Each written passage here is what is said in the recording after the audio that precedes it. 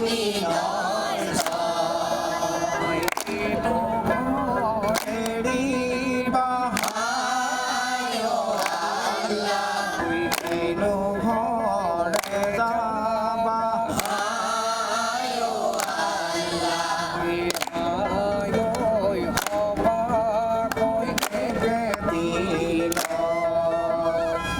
শংকৰদেৱ কলাক্ষেত্ৰৰ প্ৰেক্ষাগৃহত আহি পাইছে।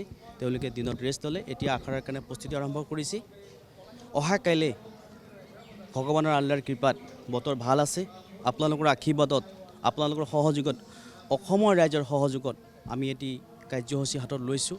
অসম গৰিয়া পৰিষদ কেন্দ্ৰীয় কমিটিৰ গুৱাহাটী মহানগৰ সমিতিৰ উদ্যোগত অসমৰ বিভিন্ন অঞ্চলত সিঁচৰিত হৈ থকা জিকিৰ জাৰি শিল্পীসকলক আমি একত্ৰিত কৰাৰ প্ৰয়াস কৰিছিলোঁ। এই প্ৰয়াসটো আমি হঠাতেই নহয়, আজি এবছৰৰ পৰা ভাবি মেলি চৰকাৰৰ চকুত লগাকৈ আমি এটি কাৰ্যসূচী হাত লৈছোঁ। এই কাৰ্যসূচী অহা কাইলৈ দিনৰ 11 বজাত শংকৰদেৱ কলাক্ষেত্ৰৰ বাকৰিত 1000 শিল্পী আৰু সাধাৰণ মানুহ লগত থাকিব।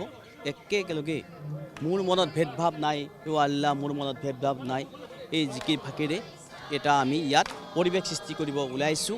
এই পৰিৱেশ সৃষ্টি কৰাৰ সময়ত সমগ্ৰ অসমৰ আমি আশীৰ্বাদ বিচাৰিছোঁ, দোৱা বিচাৰিছোঁ। আৰু যিসকল শিল্পী আহিছে তেখেতসকলক আমি ধন্যবাদ জনাইছোঁ। বহুত কষ্টৰে তেখেতসকলে আমাৰ মাজত উপস্থিত আছে।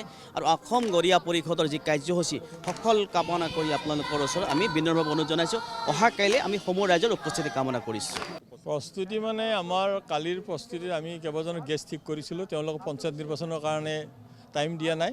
অন্ততঃ বিশেষভাৱে অসম সাহিত্য সভাৰ সাধাৰণ সম্পাদক থাকিব উপস্থিত, ডক্টৰ ইলিয়াছ আলী থাকিব আৰু মন্ত্ৰী 2-3জনৰ নাম দিছিলোঁ আমি, অতুল বৰাকে আদি কৰি যোগেন মোহন। তেখেতসকল পঞ্চায়ত নিৰ্বাচনৰ কাৰণে ব্যস্ততাত আছে, গতিকে হয়তো ৰাতি যদি আহি পায় কোনোবা হয়তো মিনিষ্টাৰো আহিব। সেইটোলৈ ডাঙৰ কথা নহয়। আমি যে অসমৰ ৰাইজক যে এটা বিষয় এৰি দিছোঁ জিকিৰ, আমি এই মঞ্চৰ পৰা আমি অসমৰ মুছলিম ৰাইজক আহ্বান দিছোঁ, পৰৱৰ্তী আমাৰ মুছলমান যিবিলাক ইছলাম ধৰ্মী যিবিলাক কাৰ্যসূচী হ'ব ঈদ মেহফিলকে আদি কৰি, যাতে জিকিৰটো মানে ঈদগাহ মানে ঈদ মেহফিল কমিটিয়ে বাধ্যতামূলক কৰে। আমি এইটো ৰাইজক নটিচ কৰিছোঁ, আমি এইটো জাষ্ট ফাৰ্ষ্ট ট্ৰাইলহে দিছোঁ। গতিকে আমাৰ কালিৰ অনুষ্ঠানটো এটাই প্ৰমাণ কৰিব, অসমত শদিয়াৰ পৰা ধুবুৰীলৈকে কিমানখিনি জিকিৰ শিল্পী আহে।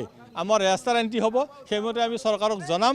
পৰৱৰ্তী সময়ত যদি আমাৰ কাৰ্যসূচীটো কালি 100 শিল্পীৰ লগত ৰাইজৰ সহযোগ থাকে, তেতিয়া আমি চৰকাৰক ডিমাণ্ড দিম। অলৰেডি চৰকাৰে এইবাৰ বিধানসভাত জিকিৰ সংৰক্ষণ কৰিম বুলি বাজেটত পইচাও ধাৰ্য কৰিছে। গতিকে তাৰে আগতে আমি অলৰেডি কাৰ্যসূচীটো ডিক্লেয়াৰ কৰিছোঁ। আমি এতিয়া অসমৰ ৰাইজ তথা মিডিয়া চেনেলৰ সহায় বিচাৰিছোঁ। অহাকালি কাৰ্যসূচীটো যাতে ওপৰৱালাৰ দোৱাত যদি বতৰ ভালে থাকে, কাৰ্যসূচী ফুলফিল হোৱাৰ কাৰণে মই আল্লাহ আৰু ভগৱানৰ ওচৰত দোৱা মাগিছোঁ। অসম গৰিয়া পৰিষদে এনেকুৱা এটা উদ্দেশ্য লৈছে যে জিকিৰক আমি জিকিৰ গাঁও আহক বুলি এটা অনুষ্ঠান আৰম্ভ কৰিছে।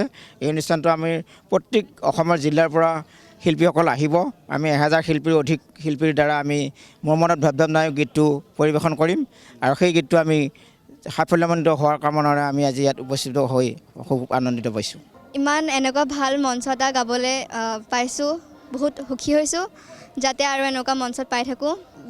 আমি জিকি কালি কম্পিটিশ্যন এটা আছে, সেই অংশগ্ৰহণ কৰিবলৈ আহিছোঁ। আমি তেজপুৰ গৈছিলোঁ, গাইছোঁ, গোটেই অসমতে ঘূৰি আছোঁ ভগৱানৰ কৃপাত।